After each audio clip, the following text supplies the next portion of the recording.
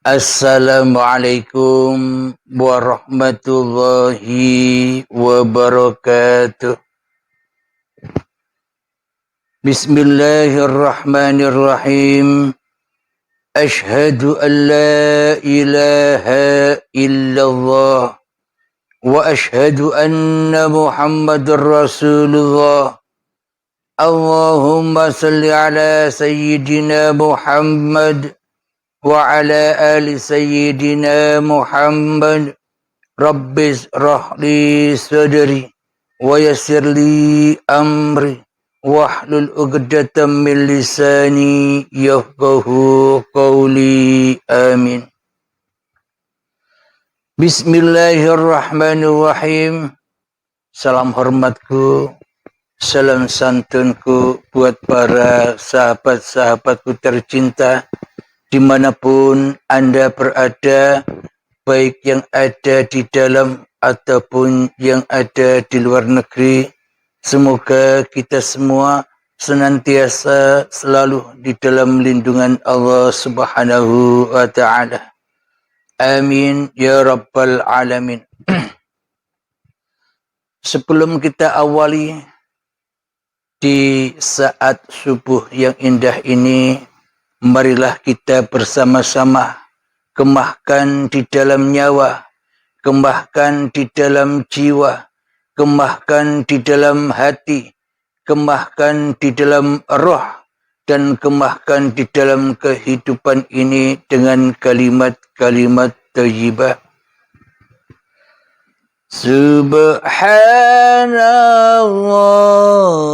walhamdulillah wa la ilaha illallah wallahu akbar wa la hawla wa la quwwata illa billahil aliyyil azim. Alhamdulillahi rabbil alamin. Pagi yang indah ini kami buat tema berdialog langsung dengan Allah. Alhamdulillahi rabbil alamin. Kata berdialog dengan Allah. Selama ini kita salah terkah tentang berdialog dengan Allah. Apalagi langsung. Pemahaman kita selama ini berdialog dengan Allah itu lewat kita mengaji Al-Quran, lewat kita melakukan sholat 5 waktu dan sholat rawatib, serta sholat duha dan sholat tahajud. Berdialog dengan Allah itu bisa diartikan kita melakukan puasa, melakukan zikiran, melakukan sholawat. Endingnya segala aktivitas sholat dan ibadah itu diartikan berdialog dengan Allah. Selama ini yang kita terka. Alhamdulillahirabbil alamin. Coba kita hayati, coba kita tafakuri. Coba kita renungkan di dalam benak jiwa kita. Apakah mungkin sholat dan ibadah serta apapun yang kita lakukan, zikiran, puasa, zuhud, khalwat dan sebagainya dikatakan berdialog dengan Allah. Sementara yang nyata, sementara yang wujud, sementara yang hidup, dan sementara yang berkuasa atas diri kita di hati kita, masihlah diri kita sendiri. Berarti selama ini kita jauh dari pemahaman berdialog dengan Allah. Akan tetapi selama ini kita selalu berdialog dan selalu berdialog dengan syaitan yang ada di dalam hati kita.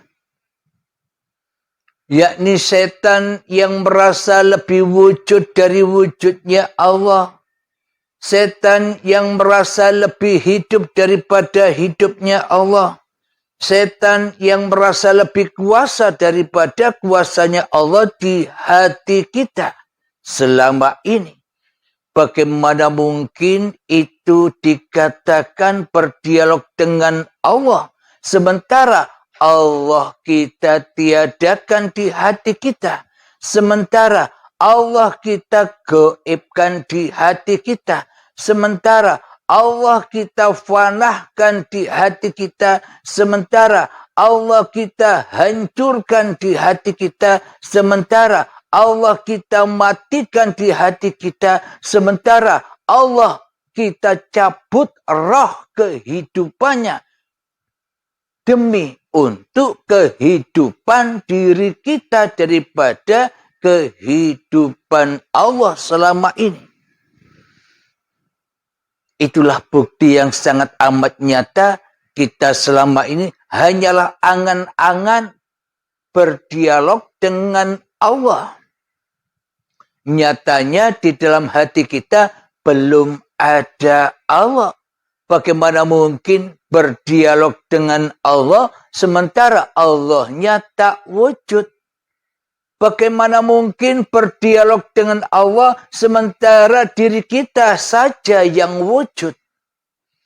Bagaimana mungkin berdialog dengan Allah sementara Allahnya gaib dan tak hidup? Sementara yang ada, yang nyata, yang wujud dan yang hidup di dalam hati kita hanyalah kita bersendirian. Kita inilah yang dimaksud setan yang terkutuk selama ini. Setan yang selalu mensekutukan Allah dengan diri kita di hati kita. Bila kita tak terima, bila kita dikatakan setan, maka ayatnya Inna syaitana lakum aduwwum mubin. Sesungguhnya syaitan itu adalah musuh yang nyata bagimu. Cek di dalam hatimu, lihat di dalam hatimu, intai di dalam hatimu, di dalam hati kita yang lebih wujud Allah ataukah diri kita?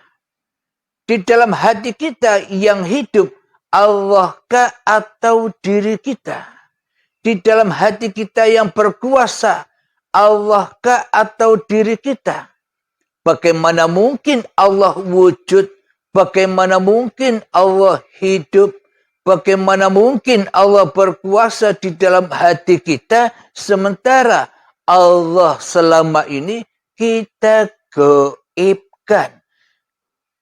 Allah selama ini kita tiadakan di hati kita. Selama ini kita hanya ngobrol, selama ini kita hanya berdialog dengan syaitan yang terkutuk saja. Yang mana ia lebih cinta kepada dirinya daripada cinta kepada Tuhannya. Setan yang terkutuk lebih merasa dirinya yang paling hidup daripada hidup Tuhannya. Inilah lambang setan tak pernah bersujud kepada keadamannya. Setan tak pernah tunduk kepada ketiadaannya. Setan merasa dirinya ada. Setan merasa dirinya yang paling wujud daripada adanya. Dan wujudnya Tuhannya di hatinya. Itulah lambang diri kita selama ini. Jadi nama setan, nama iblis, nama jin, nama hawa nafsu, itu hanyalah sebuah nama, label, sesebutan diri kita sendiri. Saat diri kita merasa jadi Tuhan di dalam kehidupan ini. Alhamdulillahirabbil alamin. Bagaimana caranya kita berdialog langsung dengan Allah? Cara kita berdialog langsung dengan Allah, ya kita harus tahu diri kita dulu. Siapa diri kita ini? Ya kita harus memahami diri kita dahulu. Siapa diri kita ini sebenarnya? Diri kita selama ini tidak menyadari bahwa diri kita ini makhluk. Diri kita selama ini tidak pernah menyadari bahwa diri kita ini ciptaan. Diri kita selama ini tidak menyadari bahwa kita ini madain Allah. Akan tetapi selama ini percaya dan keyakinan kita hanyalah angan-angan belaka. Tidak terrealisasi di dalam hati kita. Kita mengucapkan aku yakin percaya dengan adanya Allah. Aku yakin dan percaya Allah wujud. Aku yakin dan percaya Allah hidup. Aku yakin dan percaya Allah kuasa. Tapi semua itu gombal among.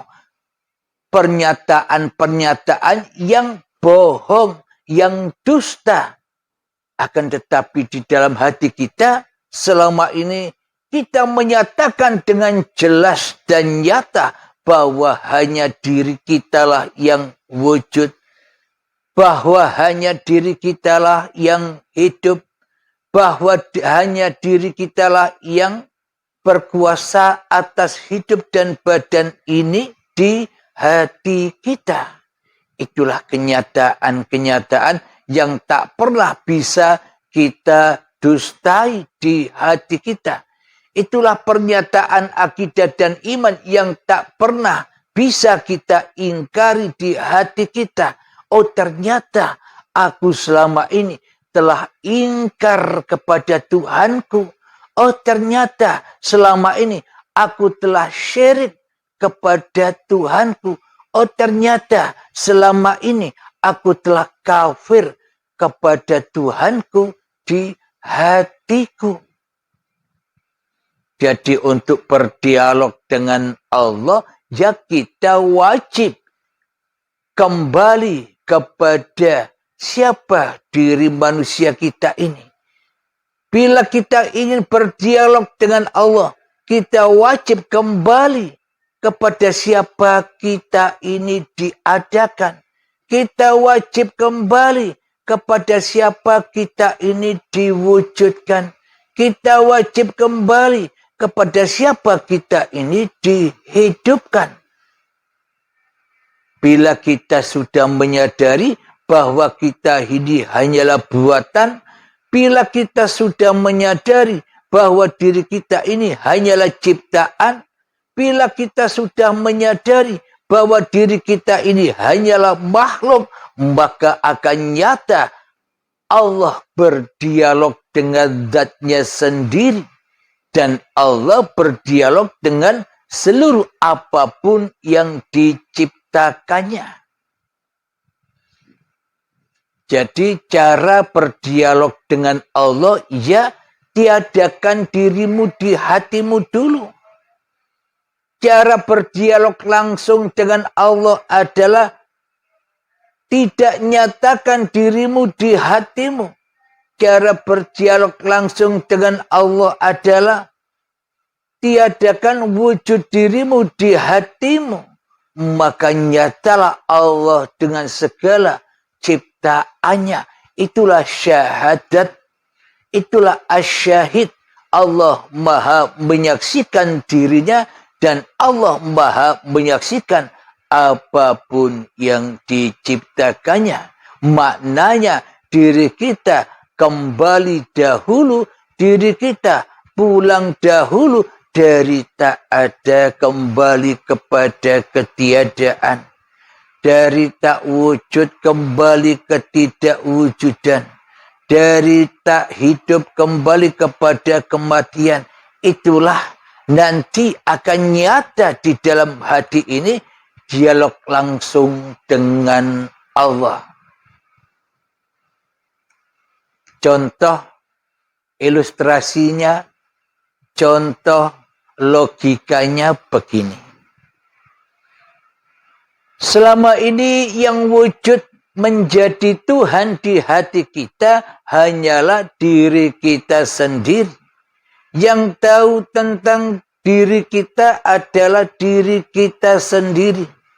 Yang tahu apapun yang akan kita kerjakan, ya diri kita sendiri. Contoh, ketika kita mau atau ketika kita bangun tidur, kira-kira badan bisa ngomong-ngomong kepada diri kita, bro, ayo bangun tidur bro. Apakah badan kita bilang kepada kita, ngobrol kepada hati ini, bro, ayo bangun tidur bro. Lalu duduklah sejenak, berdirilah, dan menuju ke kamar mandi. Apakah bisa badan ini ngobrol dengan hidup? Apakah bisa jasad ini ngobrol dengan hati kita? Jasad tetaplah jasad, manusia tetaplah manusia yang tak bisa ngobrol dengan penciptanya. Jasad yang tak bisa ngobrol, jasad yang tidak bisa berdialog dengan yang memakainya. Jadi yang bisa berdialog, jadi yang bisa ngobrol, ya diri kita sendiri. Mau bangun tidur, ya kita sendiri yang mau. Jadi badan hanyalah baju-baju kita, ya ikut saja badan ini tanpa komentar. Ketika kita mau duduk, badan ini pun juga ikut duduk. Maknanya badan tak bisa komentar apa-apa. Hanya mengikuti perintah-perintahnya hati. Badan ini hanyalah rasul-rasulnya diri kita. Kita mau begini, badan pun begini. Kita mau begitu, badan pun begitu. Kita mau berdiri, badan pun berdiri. Kita ke kamar mandi, badan pun ke kamar mandi. Kita mau sholat, badan pun sholat. Kita berzikiran, badan pun berzikiran. Kita mau sarapan, badan pun yang bersarapan. Kita mau naik motor, badan pun naik motor. Jadi badan ini tak bisa komentar apa-apa. Kecuali semua sudah dikuasai oleh yang menciptakan badan. Siapakah yang menciptakan badan? Selama ini kan kita manusia yang seolah-olah menjadi penciptanya badan-badan kita sendiri. Apa buktinya? Buktinya bahwa kita selama ini sebagai pencipta badan-badan kita sendiri, kita mengakui di dalam hati kita semua pergerakan, semua aktivitas, semua sholat yang kita kerjakan, semua zikiran yang kita lakukan, zuhud, khalwat, bekerja, ke ladang, ke pasar, semua itu kita akui sebagai kita pelakunya. Itulah bukti yang nyata bahwa kita selama ini tidak terasa memiliki badan sebagai ciptaan diri kita tanpa kita sadari. Itulah bukti bahwa kita selama ini tidak beriman kepada Allah sebagai ciptaan, tapi kita beriman kepada setan, kita beriman kepada iblis, kita beriman kepada hawa nafsu, bahwa diri kitalah yang lebih berkuasa atas hidup dan badan ini. Itulah tanda bahwa kita selama ini hanyalah berdialog dengan iblis dan setan di hati kita. Karena yang wujud bukan Allah, tapi diri kita sendiri yang wujud di hati kita selama ini. Alhamdulillahirabbil alamin. Mari kita buka di dalam Al-Qur'an.